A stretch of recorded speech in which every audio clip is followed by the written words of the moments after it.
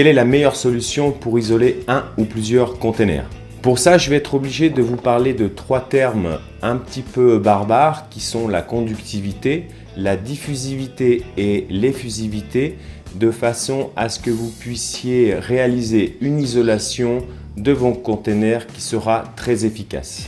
Donc le premier terme dont je vais vous parler, c'est la conductivité. C'est la capacité qu'a un matériau à transmettre la chaleur ou bien entendu le froid. C'est tout simplement une capacité de transmission. Le deuxième terme, c'est la diffusivité, c'est-à-dire à la vitesse que le matériau va pouvoir transmettre de la même manière la chaleur ou le froid. Donc la diffusivité, c'est la vitesse de transmission de la chaleur ou du froid à travers un matériau. Donc pour exemple, la fibre de bois est 1000 fois moins diffusif que le cuivre. Et le dernier terme un petit peu barbare qui est l'effusivité, c'est la capacité d'un matériau à absorber de la même manière la chaleur ou le froid. Une fois que vous avez bien compris ces trois termes, conductivité, diffusivité et effusivité, nous allons le mettre dans le cadre d'une maison en container pour que vous compreniez l'incidence de ces trois termes, de ces trois notions sur un container. Je me suis rendu compte depuis quelque temps que beaucoup d'entre vous rencontraient pas mal de problématiques dans le cadre de l'isolation sur un container. Alors quel est le bon choix à faire si c'est une isolation par l'intérieur ou une isolation par l'extérieur? Donc voilà, il va y avoir beaucoup de notions à prendre en compte pour faire votre choix et que votre choix soit le plus judicieux possible. Donc effectivement, quelqu'un qui a, on va dire tiny house ou micro housing, on va dire une conception maison en container de petite taille, le choix va forcément aller vers une isolation par l'extérieur pour ne pas perdre trop de place à l'intérieur.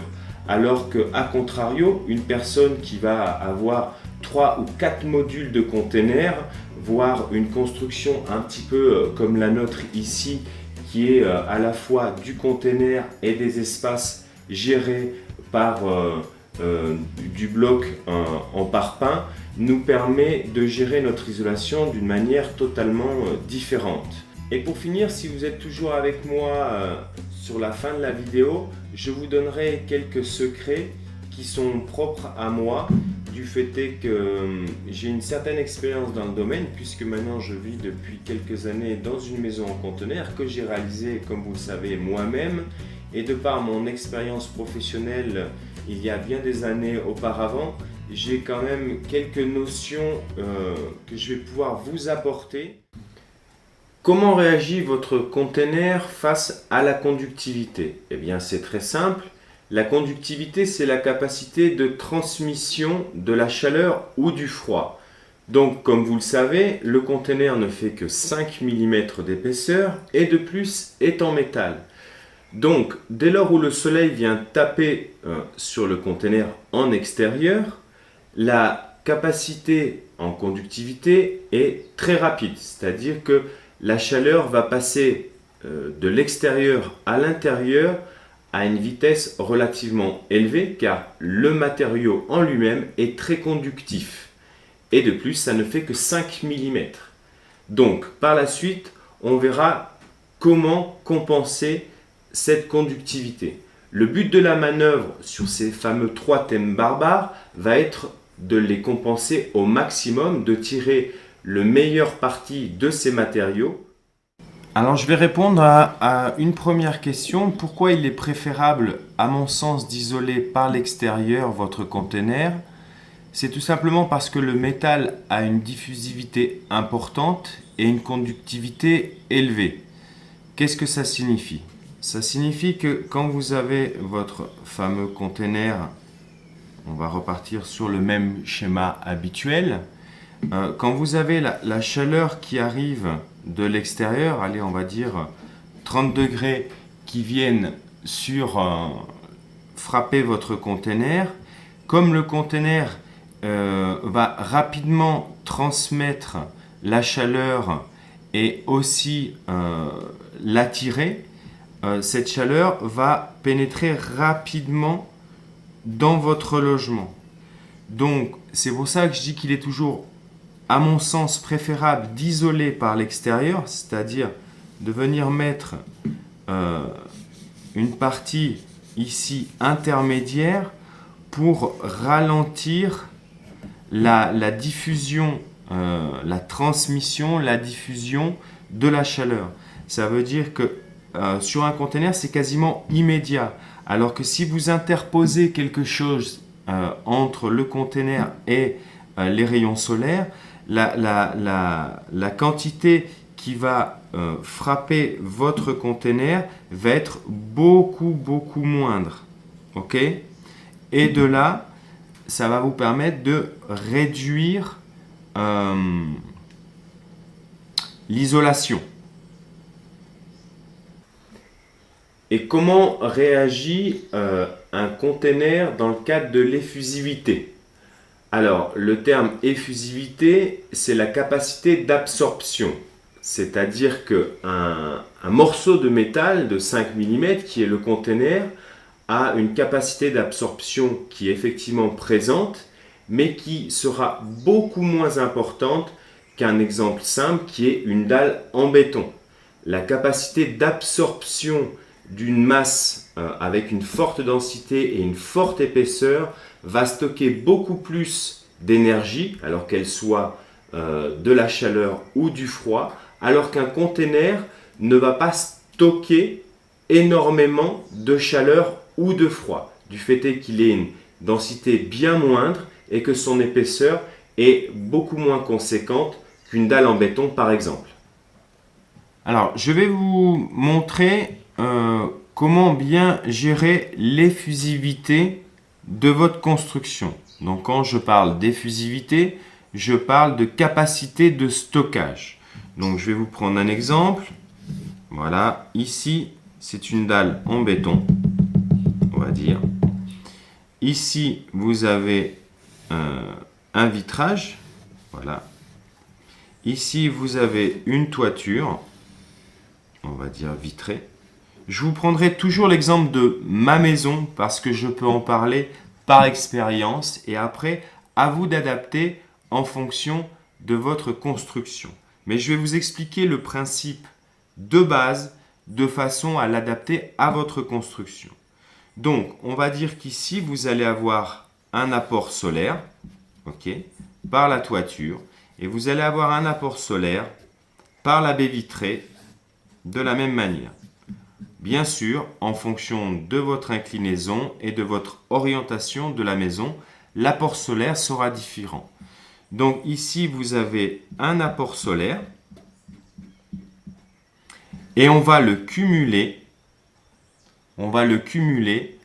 au stockage, okay, qui est la dalle, ici présent. Donc les rayons vont venir frapper la dalle. Ici, c'est pareil, puisqu'il y a une incidence sur les inclinaisons. Et ici, la dalle, c'est ce qu'on appelle l'effusivité. C'est-à-dire que votre dalle, en fonction de son épaisseur et de sa densité, va stocker la matière première qui est la chaleur, autant par le toit que par le vitrage. Plus l'air ambiant, ça va être pompé par la dalle en béton. Sachez qu'une dalle en béton a le taux d'effusivité le plus important. Donc, le soleil, les apports solaires, plus le stockage sont égales à l'effusivité, en l'occurrence du béton, plus la conductivité. C'est-à-dire qu'en fait, vous allez faire une effusion, c'est-à-dire vous allez stocker de la matière première qui est de la chaleur, et le béton a une capacité de conduction, c'est-à-dire qui va, quand il y aura un échange thermique, on va dire que là, la nuit arrive, ok, la nuit arrive, et comme le béton a stocké une quantité énorme de chaleur, la nuit, il va la restituer par conductivité dans le volume. Donc là, on est dans le cadre du déphasage thermique, c'est-à-dire c'est la durée durant laquelle un isolant va emmagasiner la chaleur tout en faisant une barrière thermique entre l'extérieur et l'intérieur du logement. C'est donc le temps nécessaire à la chaleur pour traverser un isolant et donc de transmettre la chaleur d'un côté à l'autre de l'isolant. Alors un des petits secrets aussi que bien des gens utilisent, mais c'est vrai qu'il faut l'utiliser au maximum, c'est ce qu'on appelle le masque. C'est-à-dire voilà, je prends une maison, vous avez le nord, le sud, comme d'habitude, et l'ouest. Vous savez qu'en moyenne, c'est ce côté-là qui va vous faire un apport de chaleur, on va dire. Et vous savez que ce côté-là, c'est ce qui va vous amener plus ou moins, je le représente par une lune, du froid. Ok ? Donc on peut dire que votre maison est quasiment découpée en deux. Donc, soit vous gérez la gestion en considérant que vous avez cette partie-là qui est un apport de chaleur et cette partie-là qui est un apport de froid. Et le but de la manœuvre pour mettre le moins d'argent possible dans votre isolation, c'est d'avoir un ratio à 50% d'un côté et 50% de l'autre. Trouvez l'équilibre de votre construction par rapport à vos apports solaires et vos déperditions de façon à trouver un équilibre. Alors vous pouvez trouver l'équilibre, comme je vous l'expliquais, dans l'orientation, dans la couleur des matériaux que vous utilisez sur vos surfaces extérieures et autant en intérieur, comme le stockage dans vos matériaux. Vous pouvez avoir des matériaux qui stockent plus que d'autres ou qui rejettent le froid et la chaleur. Et vous avez l'un des derniers éléments qui est le fameux masque. Alors, qu'est-ce qu'on appelle le masque ? C'est tout simplement masquer les apports solaires ou masquer les déperditions. Imaginons que vous ayez des vents dominants nord-ouest. Le but de la manœuvre, ça va être de limiter l'impact du vent froid sur votre maison. Donc le masque, c'est tout simplement mettre ici et végétaliser de façon à réduire l'impact du vent qui vient solliciter votre maison ou tout simplement enterrer cette partie-là. Vous pouvez très bien faire comme le principe Earthship, enterrer votre construction de façon à moins solliciter. Et puis vous pouvez aussi faire l'inverse, savoir que si vous êtes en pays extrêmement chaud, c'est jouer les masques sur ce côté-là de façon à réduire les apports solaires et ouvrir ces parties-là. Ça va être un jeu d'équilibre de façon à avoir la gestion d'une isolation de votre conteneur optimisée au maximum. Donc vraiment l'un des secrets principaux de la bonne gestion d'une isolation, quelle qu'elle soit, passe par ces 4 astuces. L'orientation, la couleur des matériaux, le masque que vous allez interposer et le stockage des calories dans vos matériaux. Alors pour les gens qui voudraient aller un petit peu plus loin sur le sujet, j'ai 2 livres qui ont été des bibles pour moi depuis bien des années.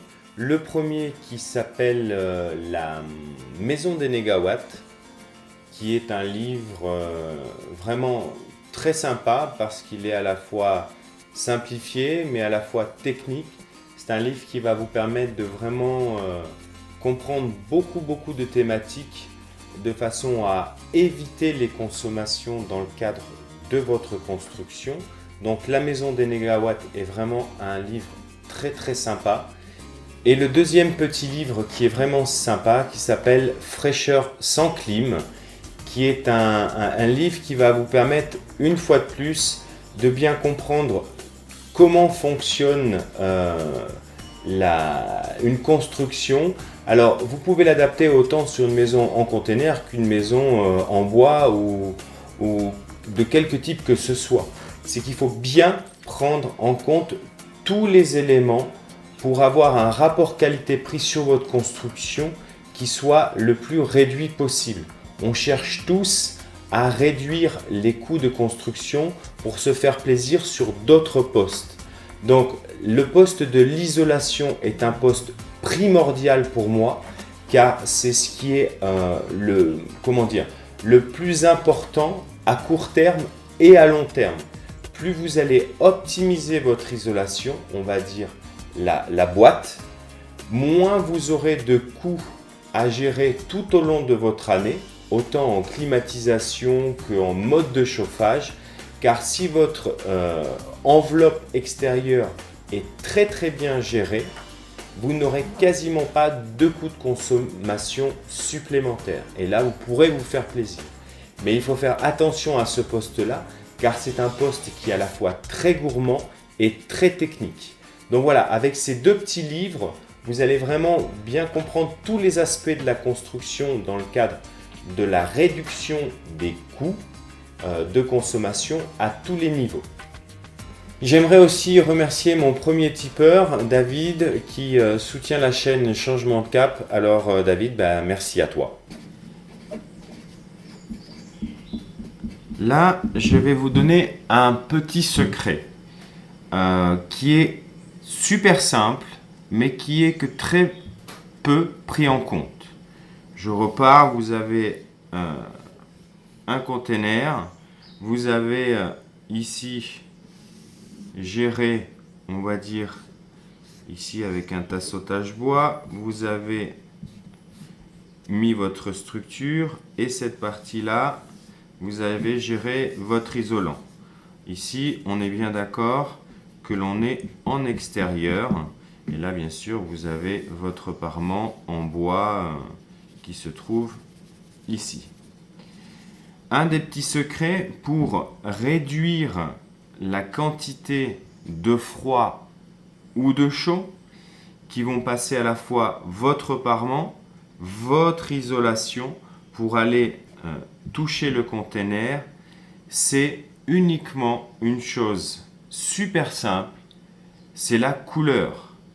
C'est-à-dire que si vous mettez un matériau, une peinture de couleur blanche, à ce niveau-là, vous allez avoir le rayon du soleil qui va le frapper et qui va repartir. Donc vous allez gérer le spectre de couleurs qui est rouge, bleu, vert. Et si votre surface de contact est blanche, les trois rayons repartent. Donc vous n'allez pas solliciter votre isolation et encore moins solliciter votre métal au niveau du container. Maintenant, si vous faites la même chose avec, on va dire, un matériau, une peinture de revêtement sombre, on va dire par exemple noir, qu'est-ce qui va se passer? Eh bien tout simplement les trois rayons, les ondes qui sont le vert, le bleu et le rouge vont pénétrer votre peinture et vont être tout simplement absorbés. Un des secrets aussi pour augmenter la qualité, on va dire, de votre isolation et de ne pas la solliciter en fait, c'est d'utiliser la couleur de votre revêtement extérieur dans le cadre de votre construction. Plus la surface extérieure sera de couleur claire, moins vous solliciterez votre isolant. Plus la couleur sera sombre, plus vous solliciterez votre système d'isolation. Maintenant, je vais vous donner un deuxième petit secret, une autre astuce. Donc, on va marquer secret numéro 2. C'est l'orientation de votre construction. Je vais prendre un exemple très concret qui est ma maison ici sous l'équateur. Donc prenez bien en compte aussi que tout dépendra de où se situe votre maison. Si votre maison est sous les tropiques, l'incidence de l'inclinaison du soleil n'aura pas du tout le même impact. Donc, on repart. Je vais faire une vue de haut. On va dire voilà, une maison en container. Donc, je vais toujours reprendre la mienne parce que je la connais très bien. Ici, j'ai un container. Ici, j'ai un deuxième container. Et ici, j'ai un troisième container. Donc ici, j'ai la salle de bain. Ici, on va dire, j'ai la laverie. Là, j'ai le bureau. Ici, j'ai la chambre. Et ici, j'ai le salon principal. L'orientation est faite de cette manière-là. Nord, sud, est et ouest. Donc, en bioclimatique, on étudie toujours l'incidence de l'inclinaison du soleil, l'incidence des températures dans la zone où l'on construit et l'orientation de la maison. Donc pour moi, je l'ai constaté pendant de nombreuses années sur de nombreux projets que j'ai eu l'occasion de réaliser et on s'est systématiquement penché sur l'orientation de la maison en fonction des inclinaisons entre l'hiver et l'été. Le soleil se lève ici et vient se coucher ici. Ça, c'est très basique. Par contre, quand le soleil démarre ici, les rayons sont peu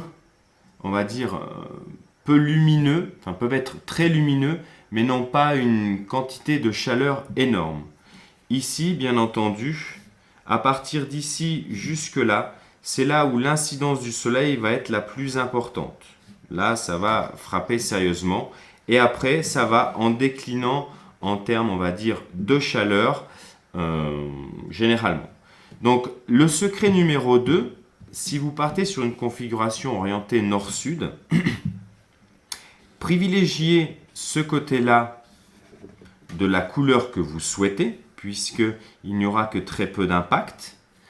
Le second axe, qui est la façade qui va prendre le plus de soleil, gérer des matériaux de couleur claire, c'est-à-dire quasiment blanc, ou même des matériaux qui reflètent, comme de l'aluminium ou des choses comme ça, de façon à ce que l'impact soit minimisé, qu'il y ait une réelle...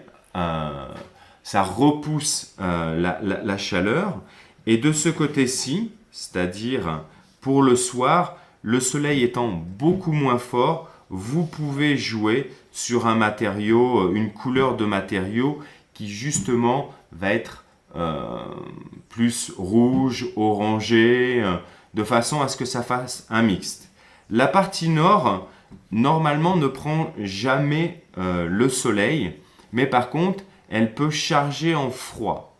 Donc, l'astuce aussi dans le cadre des maisons en container, c'est qu'elles vont capter rapidement la chaleur. Donc, servez-vous de cette partie-là qui est en dur, de façon à stocker de l'énergie, mais pas forcément de l'énergie chaude. Vous pouvez stocker du froid pour compenser la partie qui va le plus chauffer dans la journée. Si vous avez cette partie-là qui est sollicitée en chaleur et qu'à contrario, vous amenez la même quantité en volume de frais, vous allez arriver à un équilibre qui fait que l'isolation que vous apporterez par l'extérieur ou par l'intérieur sera une fois de plus moins sollicitée. Maintenant, vous pouvez aussi cumuler les facteurs. Vous pouvez, suivant l'endroit où vous êtes, vous dire que vous voulez une super isolation à l'arrière parce que vous êtes en pays froid et vous avez besoin d'avoir le minimum de déperdition et bien sûr charger un maximum par la façade sud qui elle va charger en chaleur et la partie nord qui va obtenir une isolation de grande qualité de façon à ne pas avoir cette fameuse quantité de chaleur que vous cherchez à récupérer pour faire votre fameux déphasage thermique pour que dans la nuit, vous ayez cette récupération et ne pas avoir une consommation d'énergie supplémentaire. De plus, dans bien des pays, on parle toujours d'une isolation au froid. Et je me suis rendu compte que beaucoup de gens qui souhaitaient construire en conteneur étaient aussi dans des pays qui étaient extrêmement chauds. Donc la gestion d'une maison en conteneur sur des extrêmes, très froid ou très chaud, demande une réelle étude de façon à optimiser à la fois votre coût d'isolation, la rapidité pour réaliser cette isolation et qu'il y ait un rapport qualité-prix le plus intéressant possible. Voilà, bilan de cette vidéo. Si vous voulez vraiment optimiser votre logement dans le cadre de l'isolation, privilégiez en premier l'orientation, en deuxième la couleur des matériaux autant en intérieur qu'en extérieur, en troisième point, gérez vos masques et en dernier point, pensez au stockage de l'énergie. Bien entendu, si vous souhaitez approfondir l'isolation extérieure ou intérieure de votre maison pour avoir le projet le plus près de vos exigences, je vous invite à prendre contact avec moi via le mail que je vous laisserai un petit peu plus bas dans la description, de façon à ce que l'on puisse en parler dans le cadre bien entendu d'un consulting qui sera quelque chose de relativement très précis, où on abordera tous les sujets de façon à ce que votre projet arrive à terme dans d'excellentes conditions.